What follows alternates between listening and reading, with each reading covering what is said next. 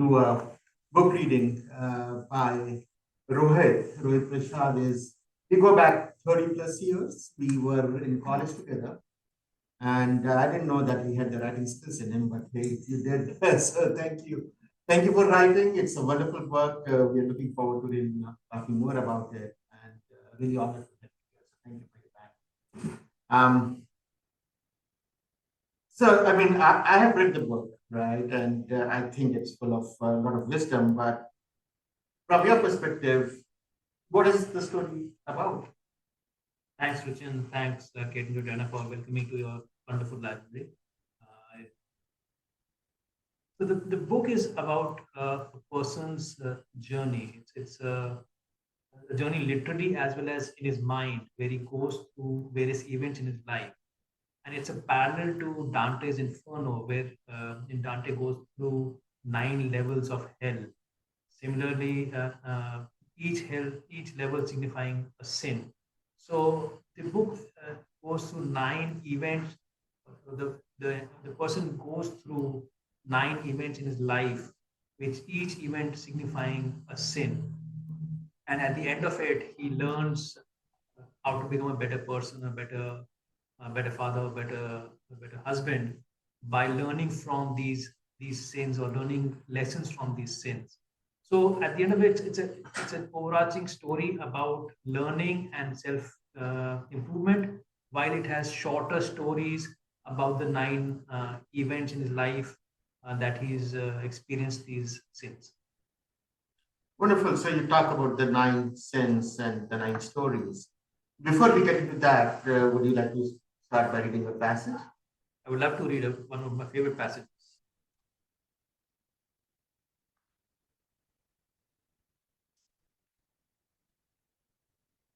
As I looked at the creek flowing gently below my feet, I was transported back in time to my college days. We had a deep canal flowing next to our campus. It was a man made river dug out of the hard ground to improve irrigation across the state many years ago. It was fast flowing with a depth not easily perceptible. One summer, two of our seniors who were on the college swimming team dared each other to a medley race across the canal, one stroke for each lap. This was quite routine for swimming team members.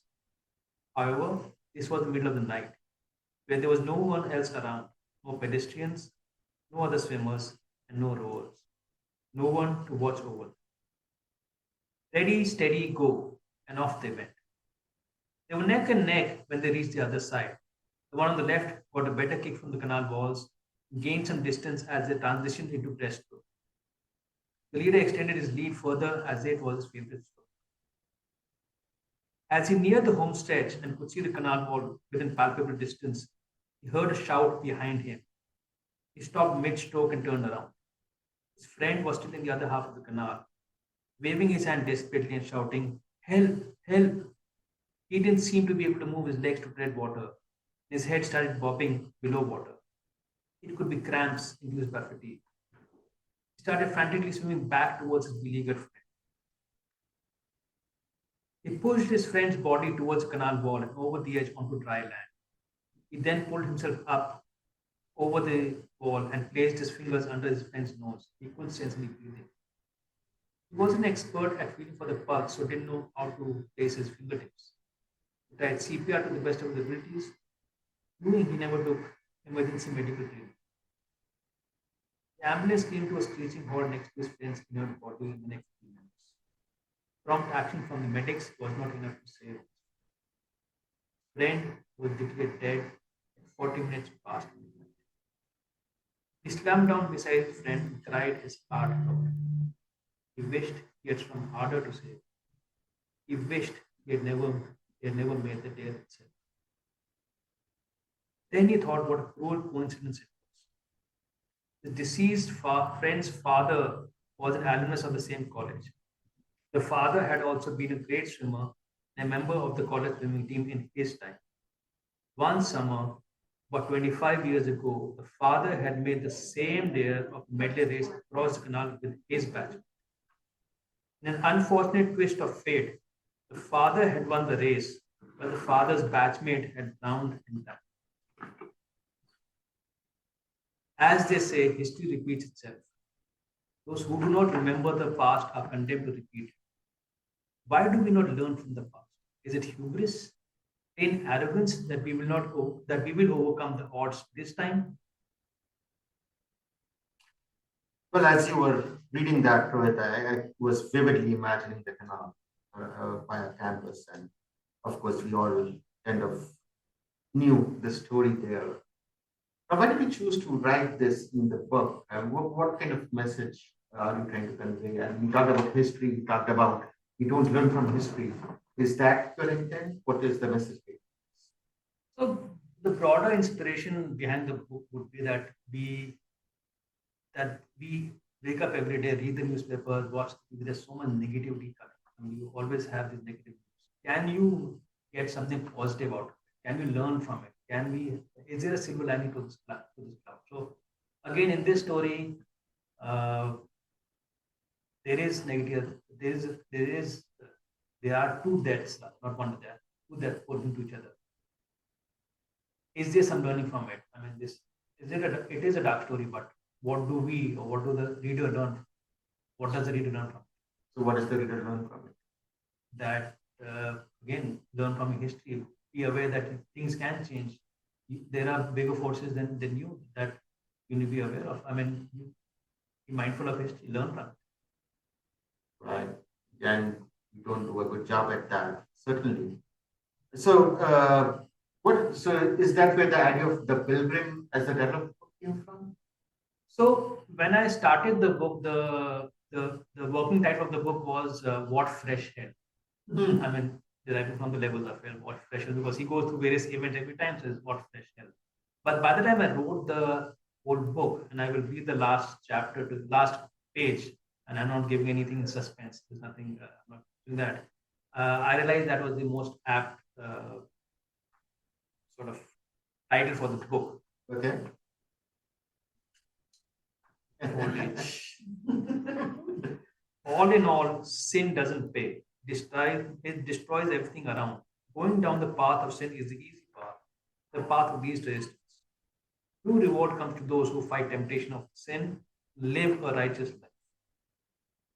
As I approached the upper side of Upper West Side, I saw my wife and daughter standing on the corner, waiting for me with expectant eyes. Miguel had come through again, as always. Through thick and thin, my better half has been with me. I had opened up with her and disclosed what had happened to me to her. It brought us closer together. She also started believing in the words of the fisherman. After I related my memories related to the sinful events, she felt she could benefit from the turn of events. Even when dark clouds surround me, she was there to help dispel them with positivity and love. Along with my wife, my daughter has waited at this corner every year to relive the catharsis and support my journey. To high school, a college, and even a career in Seattle, she has always made it a point to come to New York to stand in my corner. Today, they are accompanied for moral support by her fiance. It is a pilgrimage for them as much as it is for me. So, in the story, like I said, he goes through this event physically. He goes through a journey which is both mentally as physically. But every year he makes the same journey again and remembers these events again, so that he can learn every time, refresh his learning. So it's like he's doing a pilgrimage every time. And a pilgrimage need not always have a religious connection.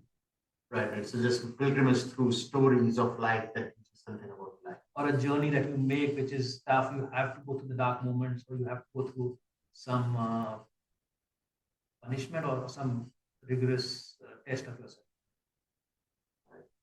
Now you mentioned sins, right? Yeah. And so are all journeys about experiencing sin? Why sins? Why not something else? And can you talk about the nine sins you mentioned? So the nine sins, and I sort of took a playful stab at Dante's Inferno. I'm not an expert on Dante's Inferno. So the nine sins, as per his book, and I've written based on that, is limbo, which is the sin of omission. Not the others are sin of commission. By doing nothing, you're doing a sin. Then there's lust, gluttony, greed, wrath, heresy, violence, fraud, and treachery. So, and you might be able to there's 7 holy sins and other various things, but I've gone through Dante. So the other various sins which a man has to face, and how does, I'm sure everybody has experienced events linked to these sins, either themselves or friends, or you've heard of stories. So I've tried to put 9 interesting stories. On its own, somebody can read the story as a book of short stories also and read just the chapters, but there's a broader arc through the whole book, connecting the stories and coming to the sort of a self-help or ideas at the end of the book. Heavier stuff, yeah, but if you want to do lighter, you could just read the short stories and be happy with that. So is it your pilgrimage? I mean, a lot of authors, when they write their first book, it's about their own journey. Is it your autobiography or is it fiction? So the last page, the last page, this book is not meant to be an autobiography. Okay. Some of the incidents have been inspired within inverted commas from the events in the life of the author and the people around him. The others have sprung from his imagination. The fun is in figuring out which is which. Okay, so you're not giving it away. I'm not giving it, even to my close friend, because some of them might recognize the the setup or the environment, but they don't know whether it has happened. So there are a couple of stories which it has happened. 75% is true, but the ending or the climax is invented.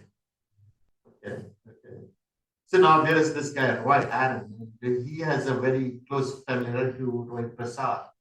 So is Roy Aaron Rohit Prasad or again not made up? Made up. So the protagonist, the hero is called Roy Aaron, and there's a story. I mean, why I chose the name Roy Aaron. I wanted to give a name which is a neutral name. It can be taken as Indian, it could be taken as Western, whatever. The story is that Aaron is my mother's maiden surname. And Roy is basically when I go to Starbucks, since they can't spell or say Rohit, I say Roy as my name. At least they don't murder that. So that's how I chose the name, Roy Aaron. Okay. Now, I know you said 9 sins. You said it's a pilgrimage, a journey every year. And you're, of course, not going to give us the plot, right? It's the book. But any Easter eggs, anything that you can tell us what to look for as we read the book? They're interesting. I mean, the Roy Aaron was one of them. The others are basically, there are some stories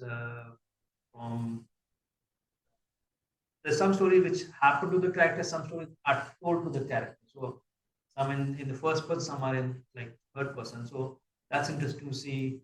Some of them are from my college days, some of them are from my working days. I mean, these setups, and that's the interesting part. So it's a mix of fictional and semi-fictional stories. Would you like to read another one? I would rather have questions from the audience. Okay. All right. Any questions right now? Before I have some more for him, but I know you were you joined a little bit late. Anything? Can you explain the cover of the book and some of the illustrations that are in the book? Sure. Thank you so much. So I'll start with the cover. Cover is basically New York, the map of New York, and it's basically starts from point A. And to give a bit of the plot, the whole event happens on 9/11. So this is him walking back from ground zero to his house, Upper West Side. And during that walk, he remembers the 9 events. So, and every year, he takes that pilgrimage from ground zero to Upper West Side every year to remember. That's a 22-mile walk, whatever. That's a pilgrimage. So that's the story. Again, obviously, the stories are grim and dark. That's why there's a couple of stories are about murder and this thing. So there's gutty footsteps that way. As the name Pilgrim, the last thing I did was the word play on grim, because the grim story, so I colored the grim as dark. In terms of the illustrations, I have put in about, I mean, I'm primarily a cartoonist by habit, or my hobby is sketching and cartooning. But I've written the book, so I said I can't write a book without putting illustrations and sketches in there. So I've made 15 sketches in there. 14 of them were made for the book. One of the sketches was made 10 years back, and it just so happens there's a story about gun violence in the book, and this is the story which illustrates that story. And this was For the audience. Thank you. this was drawn after the event in the town. Yeah, you were sharing that with me, that he drew this right after Sandy. Ah, So, the book really becomes very local very quickly. Yeah, go ahead, Sudha. Yes, sir. I apologize, I haven't read your book, but Please I'm do. interested, I will be purchasing a copy, but I will read it afterwards. How long did you work on? can you repeat the question? The Yeah. question is how long did you work on the book? So I've been thinking of this for about a year or so, and obviously during pandemic you have more time to think on that. But I never got the time because you do it in the evening or the weekends. So I never got the time because supposedly we are busy people, but I never got the time, or I would call it the headspace to do it. It so happened that I was between jobs. And I was actually on gardening leave, so I was literally doing nothing. And my new organization had said, we've hired you, but we're doing a background check on you. So it'll take 15, 20 days to do background check. So I had 20 days to sit at home and do literally nothing. So in those 20 days, I sat down and wrote the book. 6 hours a day, I was on my laptop writing out the book. So it so happened that the flow went for 15 days, was there for 15 days, and I could get out the first version or the first draft in 15 days. That's pretty impressive. But had you been thinking about these stories? I mean, they're obviously. Yeah. So the ideas and the topics and they were in my mind. I was taking notes on my iPhone for the last half a year.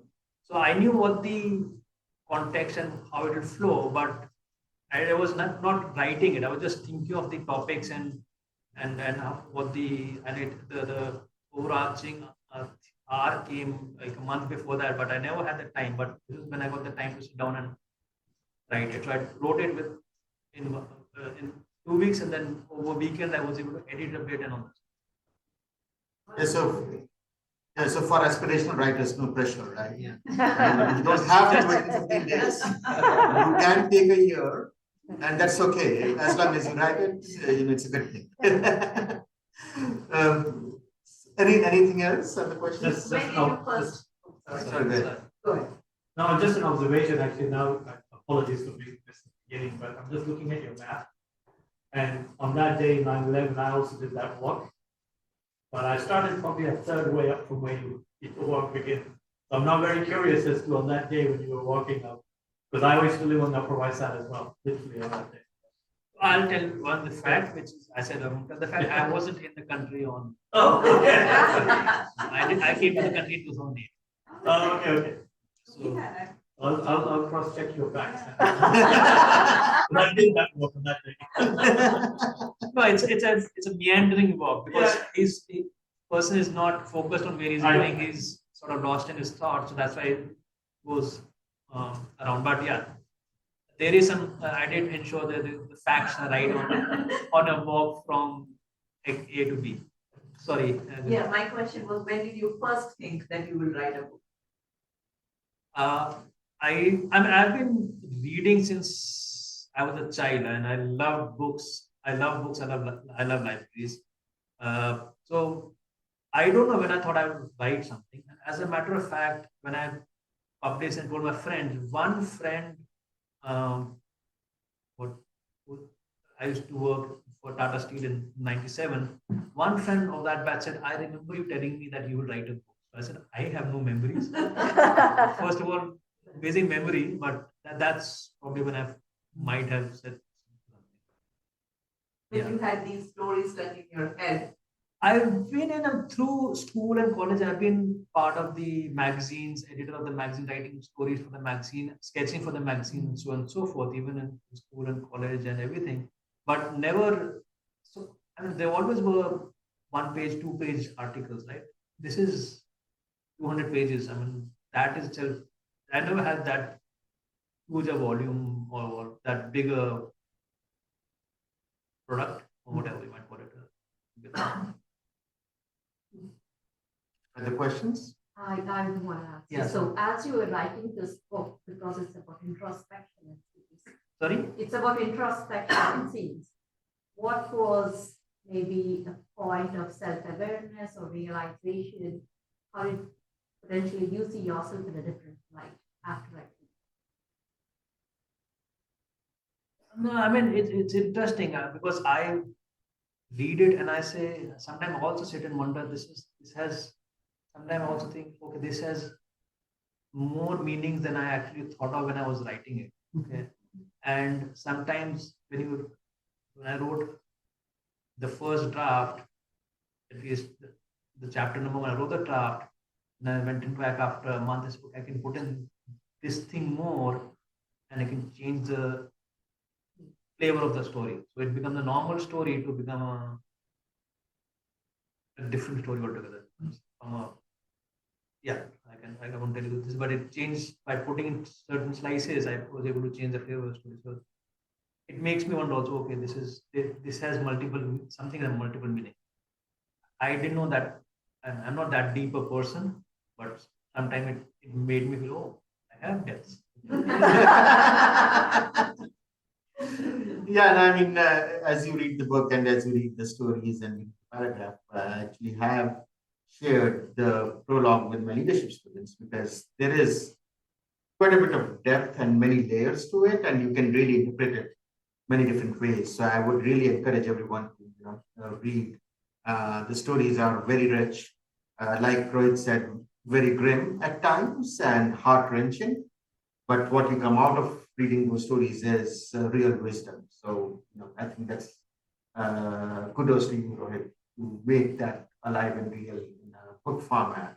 And in terms of what he got out of the book, so he may not know it, but in the book he writes somewhere what he really got out of it is behave well, act well, and speak well. So those are very good life lessons, right? If we can just behave well,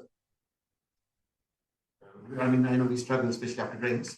Act well and speak well. I think that's more than half the battle won. So that's the kind of wisdom that's in the book, and that's the kind of things that come out as you read it again and again. And I'm still reading it times. So I really would encourage everyone here or on Zoom, if you haven't already, please buy, read it, and it'll be one of those books that you will relish. And I think that's the reason why we just have been recognized as 50 most influential authors in India. So wonderful. I mean, that's again a big feat. So thank you for making the time to be here. And any other questions from people online? Yes. Have you started the next one yet? No. All these juices have been run out in those. Oh. It'll come. It also depends on the success, but how well this is received and whether that sort of insight or sort of motivation into the next one. Another job change. Yeah. Don't wish that on him. I'm not wishing. So one more question. There's this story about the bus incident. Yeah. Is that, I didn't know about that. Is that partly true? I Partly untrue? Or? the magician doesn't. Any questions from the audience? I don't know who's there on the audience. We had On Zoom? people join. Yeah, from Zoom. No. Again, thank you all for your time. Rohit, any closing words from you? No, thank you for the opportunity to do this. This is my first external book reading. Before that, I've done it with my friends and my batchmates. It's good to have a formal event. But thanks for inviting me. And please read the book. I hope you enjoy it. And if you have any questions, please you can ask. Yeah. Direct them to Kate, and Kate can forward them to me. Kate has my contact details. Well, Thank you. All right.